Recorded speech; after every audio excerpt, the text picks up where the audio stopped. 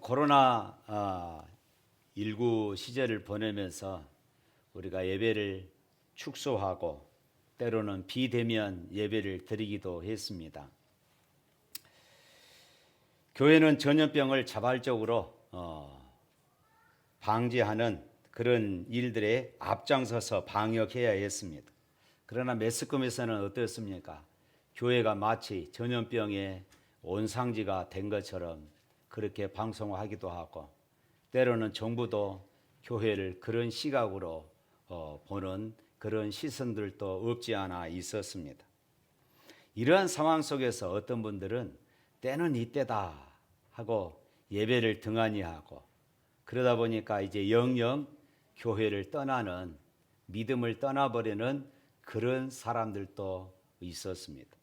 그래서 코로나 시절에 우리 한국 교회 안에 예배당이 7천 교회가 없어졌다는 그런 통계도 나왔습니다. 그런데 우리 교회를 보면은 그때 당시 연세 드신 분들은 예배를 드릴 수 없고 또 집에서 유튜브로 예배를 드리는 것이 너무 답답해서 울면서 저한테 전화했습니다. 목사님, 저 교회 가서 꼭 예배 드리고 싶습니다. 그래서 제가 교회로 오시라고 그랬습니다. 그런 분들은 하나님께 대한 이 예배, 집에서 유튜브로 드리는 것보다 예배당에 가서 하나님 앞에 예배 드리는 그 예배 드림의 갈망, 갈증, 소중함이 무엇인가를 그분들은 알고 있었던 것입니다. 예배를 갈망했던 것입니다. 사슴이 목이 말라서 헐떡거리며 시냇물을 찾듯이 예배를 사모하고 하나님의 은혜를 사모했던 것입니다. 오늘 본문이 이와 같은 내용을 담고 있습니다. 오늘 본문에서 인생의 갈증과 갈망 그리고 깊은 고통을 표현하는 이런 말들이 자주 반복되는 것을 봅니다. 1절 말씀 보면 이렇습니다. 사슴이 시냇물을 찾기에 갈급함같이 내 영혼이 주를 찾기에 갈급하니이다. 또 2절에도 내 영혼이 하나님을 갈망합니다. 3절에서는 내 눈물이 주야로 내 음식이 되었도다. 4절에서는 내 마음이 상하는도다. 5절에서는 내 영혼아 네가 어찌하여 낙심하며 어찌하여 내 속에서 불안해하는가. 오늘 본문에서 이 시인은 하나님을 갈망하여 흘리는 눈물이 음식이 될 만큼 입으로 흘러 들어갔다고 고백합니다. 오늘 여러분들은 하나님이 너무 좋아서 이런 눈물을 흘려 보신 적이 있으십니까? 예배가 너무 은혜가 되어서 감동의 눈물을 흘려 보신 적이 있으십니까? 하나님이 너무 보고 싶어서 울어 보신 적이 있으십니까? 기도하다가 말고, 찬송 부르다 말고, 말씀 듣다 말고 이런 진한 눈물을 흘려 보신 적이 있으십니까? 시편 42편의 이 표제, 이 제목은 우리 1절 위에 보면은 나와 있습니다. 한번 읽어볼까요? 1절 위에 고라 자손의 마스길, 인도자를 따라 부르는 노래. 이것은 어떤 사람이 그냥 적어놓은 것이 아니라 이 시를 지었던 사람이 그 위에다가 그렇게 써놨던 것입니다. 고라 자손의 마스길. 여기서 이 마스길이라는 말은 교훈시라는 말입니다. 교훈. 성경에는 모두 교훈이 있고 시편들마다 주는 교훈이 있지만은 특별히 고라 자손들, 이 고라 자손이 시인이 되고 또 고라 자손들은 성가대가 되고 성가대 지휘자가 되고 성전을 섬기는 제사장 가문이 되었다는 사실에는 정말로 깊은 감동과 교훈이 담겨져 있습니다. 이 시편은 정확하게 언제 쓰여졌는지 알지 못합니다. 그러나 스펄전 목사님은 이 시편은 다윗 시대에, 아마 다윗 시대에 특별히 다윗이 아들 압살롬의 반역으로 인하여서 쫓겨갔을 때에 이 도망 다닐 때 지은 시 같다고 이렇게 이야기를 했습니다. 그러니까 다윗이 왕이 된 이후에 이 반란을 맞이합니다. 그 반역은 다른 사람도 아닌 자기 아들 압살롬이었습니다. 다윗은 측근 몇 사람을 데리고 망명길에 오릅니다. 이 다윗을 수동 들던 신하들 중에는 충성스러운 신하 이 고라 자손이 있었던 것입니다. 고라는 제사장 이 족속이었던 레이의 증손입니다. 이스라엘이 광야 시절에 그러니까 출애굽해 가지고 광야 40년 지내고 있었지요. 이 광야 시절에 고라는 당시의 이 지도자 모세에게 반기를 들었다가 멸망한 그런 사람이었습니다. 쉽게 말하면은 고라 그러면은 모세에게 반기를 들었다가 멸망했던 그 대명사로 그렇게 알려져 있는 가문이었습니다. 하나님이 세우신 지도자 모세를 비방하고 반기를 들자 하나님께서 이 가혹한 심판을 고라 이 가족에게 내립니다. 땅이 꺼지고 갈라져서 큰 입을 벌리고 삼키듯 고라 무리들을 이 반역에 가담했던 무리들을 모두 다 하나님께서 죽이십니다. 이때 당시 사건을 민수기 16장 30절부터 33절 말씀에 보면은 이렇게 말하고 있어요. 그들이 섰던 땅바닥이 갈라지니라. 땅이 그 입을 열어서 그들과 그들의 집과 고라에게 속한 모든 사람과 그들의 재물을 삼킴에 그들과 그의 모든 재물이 산채로 수월에 빠지며 땅이 그 위에 덮으니 그들이 해중 가운데서 망하니라. 이때 그들의 아들들 가운데 얼마가 이 하나님의 심판에서 면제함을 받습니다. 그래서 민수기 26장 11절 보면은 이렇게 말하지요. 고라의 아들들은 죽지 아니하였더라. 하나님의 심판을 받은 가문인 줄 알았는데 이 고라 자손들 중에서 얼마가 살아남았다. 이렇게 지금 말하고 있습니다. 그래서 이 고라 자손들은 자기 조상의 이런 모습들을 교훈 삼아서 그때부터는 우리가 하나님 말씀 붙잡고 살아야 되겠다. 하나님 앞에서 더 잘 살려고 애를 썼고 그래서 그 자손들이 번성했고 이제 다윗 왕 시절에 이 고라 가문의 명예가 회복되게 되어집니다. 다윗이 나라를 세울 때에 상처받은 자, 병든 자, 때로는 빚진 자, 목자 잃은 양같이 방황하는 천민, 사회에서 억울하게 쫓겨나 첨리된 그런 모든 사람들을 끌어안고 새 나라를 세우게 되어집니다. 이때 고라의 자손들도 이 다윗의 수하로 들어가게 되어지죠. 그리고 네 자손 중에서 가장 유명한 가문으로 등장합니다. 다윗이 위기를 만나면은 이 고라 자손들이 앞장서서 칼을 들고 다윗을 보호하고 왕위를 지켜냈습니다. 다윗을 섬기고 그리고 성전을 섬기던 고라의 한 자손이 이제 도망가는 다윗 왕을 따라 나서게 되었습니다. 망명길에서 예배조차 할 수 없어서 눈물 짓는 왕의 마음을 아프게 느끼고 그리고 예배 찬양시를 짓게 되었는데 그것이 바로 이 42편과 그리고 43편 이 두 편이 되겠습니다. 고라 자손들은 후에 유다가 멸망하고 바벨론 포로가 된 이후에 예루살렘에 있는 이 성전을 지키는 문지기로 봉사하게 되어집니다. 생각해 보십시오. 이 조상들은 하나님의 지도자를 비난하고 반역하다가 수치의 가문이 되었습니다. 그러나 그 자손들은 절망하지 않고 포기하지 않고 이 가문을 다시 일으켜서 성전에서 하나님을 찬양하고 하나님께 찬양으로 영광 돌리는 그런 가문으로 세우게 된 것입니다. 하나님을 사모하는 다윗 왕의 마음을 헤아려서 시를 짓고 하나님을 찬양하게 되어집니다. 포로 시기에는 성전에서 음악 활동이 불가능해지자 이제 이 성전의 문지기로 봉사하는 그 일들을 감당하는 가문이 바로 이 고라 가문이었던 것입니다. 이제 시인 고라의 자손은 왕을 모시고 망명길을 헤매는 이 다윗의 마음을 읽을 수 있었습니다. 그러니까 이 시편은 고라 자손의 자기 자신의 마음을 표현하는 것이 아니라 다윗을 따르면서 다윗 왕의 그 마음을 읽으면서 이 시편을 지었던 것입니다.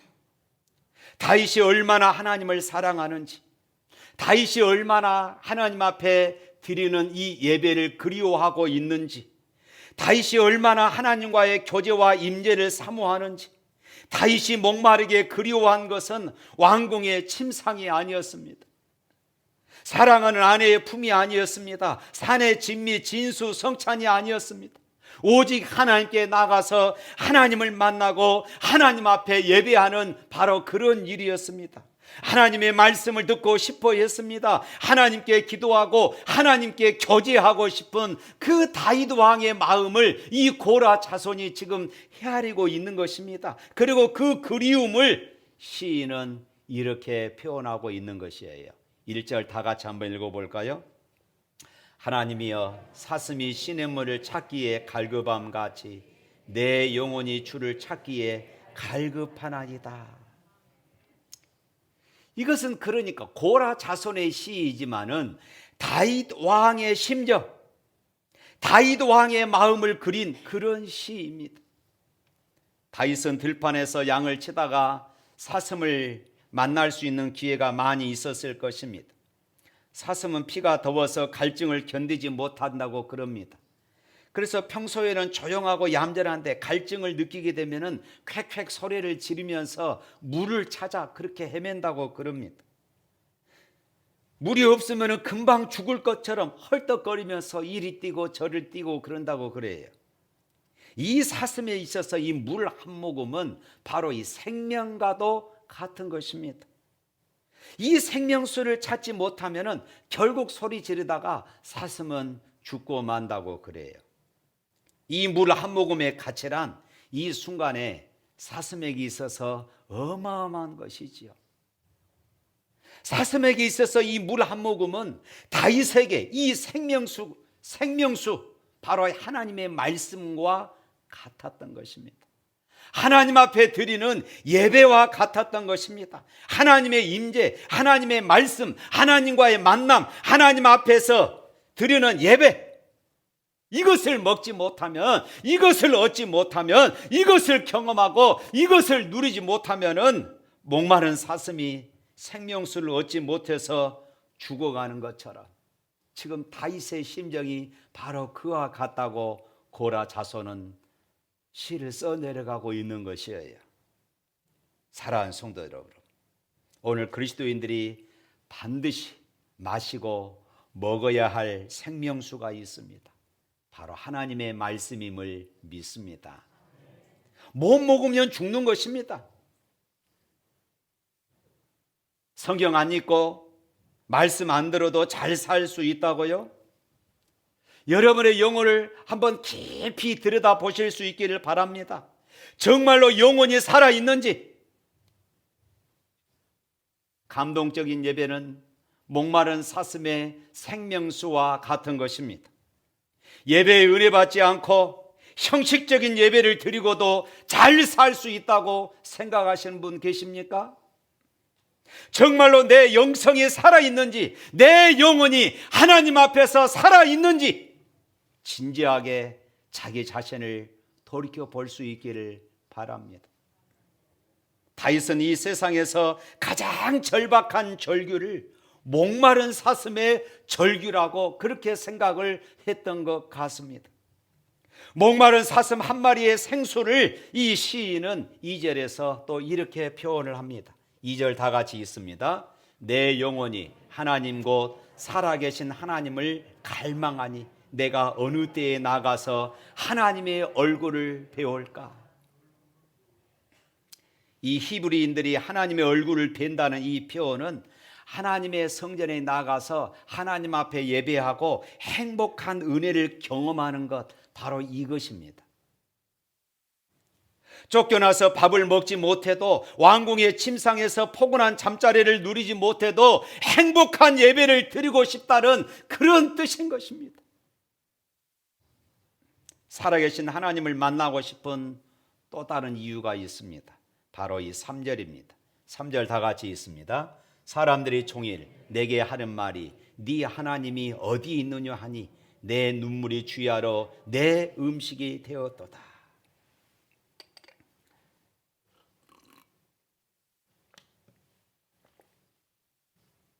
아들의 반역으로 쫓겨다니는 다윗을 향하여서 평소에 사람들은 다윗이 얼마나 하나님을 사랑하는지 알거든요. 얼마나 하나님 중심으로 사는지 알거든요. 그런데 그런 다윗이 아들의 반역으로 쫓겨나니까 사람들이 그 다윗을 향하여서 손가락질하며 그렇게 말하는 것입니다. 야, 네 하나님 어디 있느냐? 네가 그렇게 예배하고 그렇게 찬양하고 그렇게 사모한 네 하나님 어디 있느냐? 다윗을 조롱하는 것입니다. 내가 고난당하는 것까지는 좋은데 내 고난으로 하나님의 이름이 지금 조롱받고 있다는 것에 너무 괴로운 것입니다. 내 고난으로 하나님의 자녀의 이름이 이토록 추해지다니 그것 때문에 못 견디겠다는 것입니다.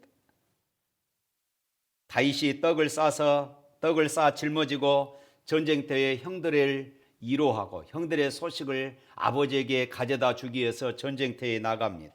그때에 골리앗이 여호와의 이름, 하나님의 이름을 조롱하는 것을 보았습니다. 너희 하나님은 죽었느냐? 그때 다윗은 골리앗 앞에 가서 내 몸이 갈기갈기 찢겨져서 독수리 밥이 된다 할지라도 만군의 하나님 여호와의 이름을 망령되이 일컫는 저 사람을 내가 가만히 두지 않겠다. 이렇게 고백을 하지요. 그래서 사무엘상 17장 45절 말씀에 다윗이 이렇게 고백합니다. 우리 다 같이 한번 읽어볼까요? 화면 보시고 시작. 다윗이 블레셋 사람에게 이르되 너는 칼과 창과 단창으로 내게 나아오거니와 나는 만군의 여호와의 이름 곧 네가 모여가는 이스라엘 군대의 하나님의 이름으로 네게 나아가노라. 하나님의 이름이 추락되는 것을 다윗은 볼 수가 없었습니다. 사랑하는 성도 여러분, 인생을 살면서 고난을 당합니다. 때로는 직장에서 해고를 당하고 때로는 사업이 어려움을 당하다가 결국 부도를 맞기도 합니다. 때로는 불치병으로 고생할 때도 있습니다. 자식이 방황하고 실패하는 이런 경우들도 많이 있습니다. 그러나 이런 실패의 아픔보다 더 고통스러운 것은 세상 사람들의 조롱인 것이에요. 믿지 않는 사람들의 비웃음입니다. 네 하나님은 어디 있느냐? 하나님을 믿는데 왜 그런 고난을 당하느냐?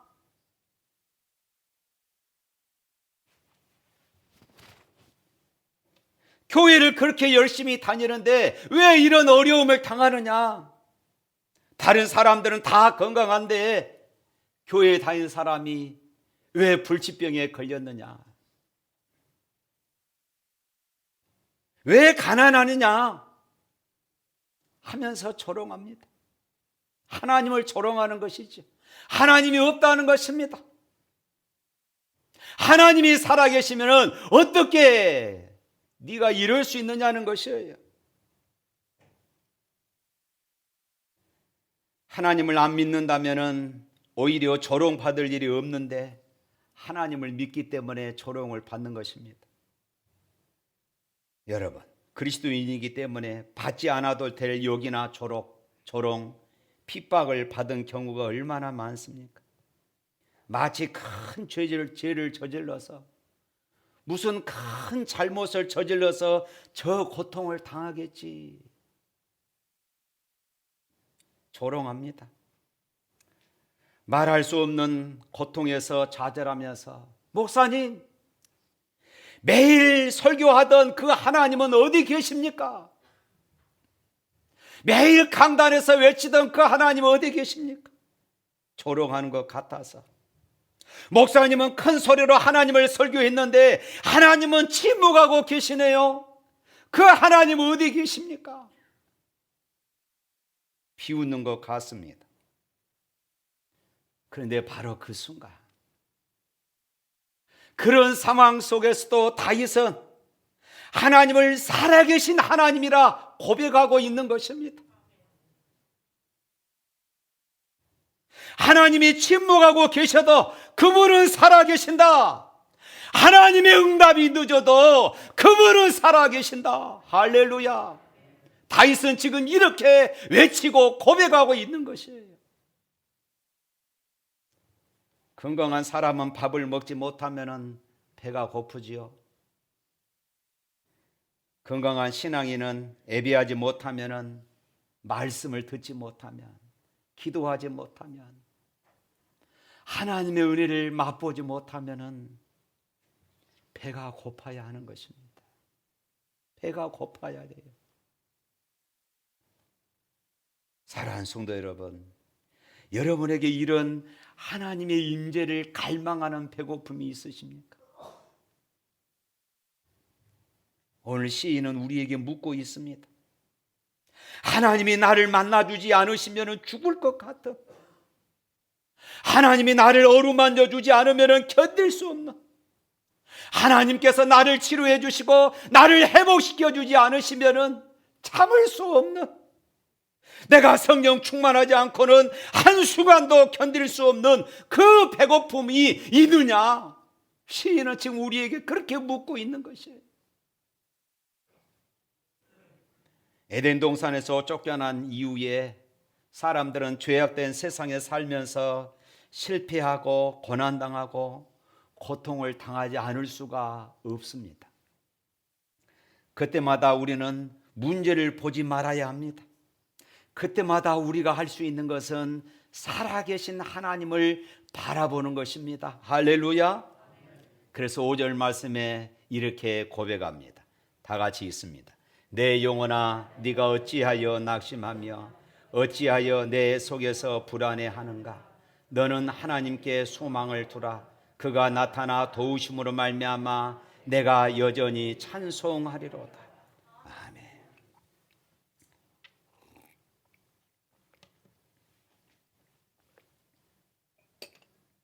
낙심해서 불안해하고 걱정한다고 해서 세상에서 해결될 일은 아무것도 없습니다. 오히려 염려와 좌절은 우리의 인생을 망치는 무서운 적이 되는 것입니다. 인생을 갉아먹는 두 개의 벌레가 있는데, 어제에 대한 후회이고 그리고 내일에 대한 좌절이고 절망입니다. 염려와 좌절은 우리 인생에 있어서 불필요한 것이에요. 다윗도 고라의 자손도 인생에서 큰 위기를 겪어본 그런 사람들이었습니다. 인생의 위기 가운데 또 다른 위기를 가져올 수도 있고 오히려 큰 기회를 만날 수도 있음을 여러분 기억하십시오. 이런 상황 속에서 문제에 빠진다면 나 자신에게 빠져버리면 망해버린 것입니다. 소망이 없어요. 그러나 하나님을 앙망하고 하나님께 소망을 두면 문제는 해결되어지고 오히려 위기가 기회로 변화될 수 있음을 믿습니다. 시편 42편 43편에서 나 자신을 가리키는 이 1인칭은 시운 한 번 사용합니다. 그리고 하나님, 이 하나님이라는 이 이름은 21번 사용됩니다.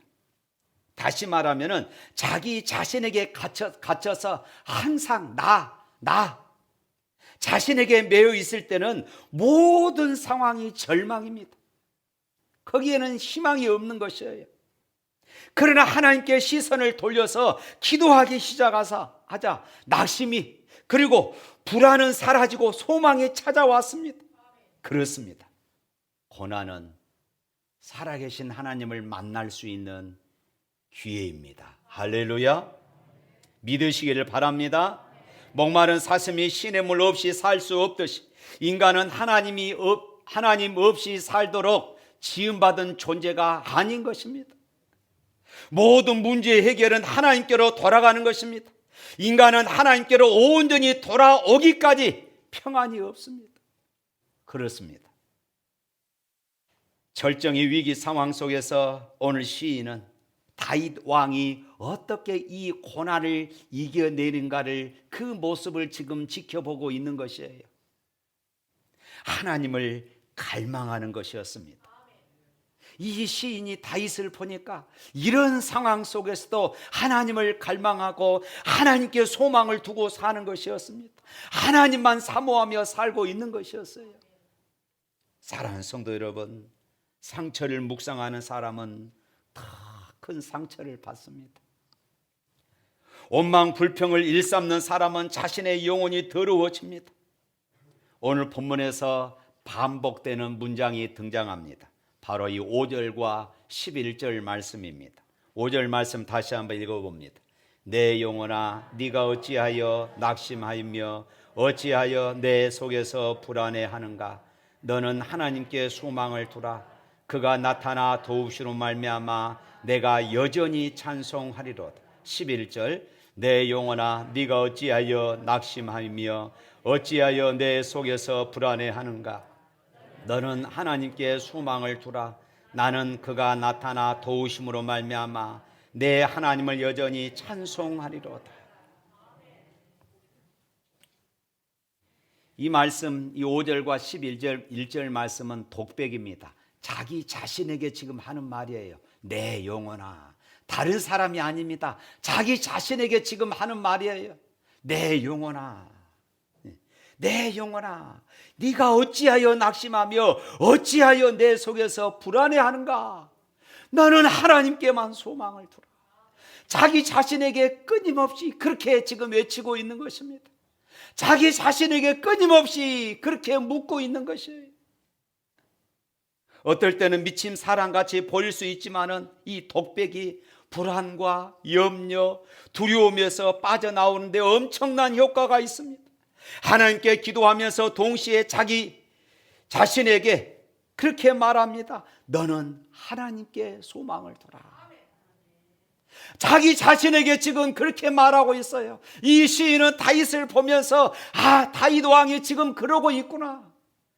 어떤 상황 속에서도 하나님께 소망을 두자. 하나님께 소망을 두자. 하나님만 바라보자. 그렇게 명령하면서 나는 그가 나타나심으로 말미암아 내 하나님을 여전히 찬송하리로다. 아직 문제가 완전히 해결된 것은 아닙니다. 여전히 문제 속에 있습니다. 여전히 도망다니고 있습니다. 여전히 시인의 현실은 문제 가운데 있습니다. 그러나 믿음의 눈으로 그는 살아계신 하나님을 바라보면서 내가 하나님을 찬송하리로다 고백합니다. 고난 중에도 찬송을 잃지 않은 것입니다. 사랑하는 성도 여러분, 지금 이 자리 가운데 혹시 자기 자신을 바라보며 낙심하고 좌절 가운데 있지는 않습니까? 환경 때문에, 때로는 사람 때문에 실망하고 절망하고 있는 분 이 자리에 계시지 않습니까? 때로는 경제적인 어려움 때문에, 때로는 성취하려던 꿈이 다 무너졌기 때문에 절망하고 있는 분 계시지 않습니까? 하나님을 바라보지 않으면 절망할 수밖에 없는, 하나님을 바라보지 않으면 도저히 소망이 없음을 여러분 기억하십시오. 우리 자신을 바라보면 바라볼수록 실망하게 된다는 사실을 여러분 기억하시길 바랍니다. 또한 성공한 자신을 바라본다면 교만한 자가 될 것입니다. 실패한 자기 자신을 바라보면 스스로 자기를 할 수 있는 경지에 이르게 될 것입니다. 그러므로 자신을 바라봄으로 실망하지 말고 믿음의 눈을 열어서 살아계신 하나님을 바라보며 소망을 품을 수 있기를 축복합니다. 무능한 자신을 바라보지 말고 살아계신 하나님, 전능하신 하나님을 바라보아서 하늘의 위로와 평강으로 찬송하는 이런 삶을 살아갈 수 있기를 주님의 이름으로 축복합니다. 찬양하겠습니다.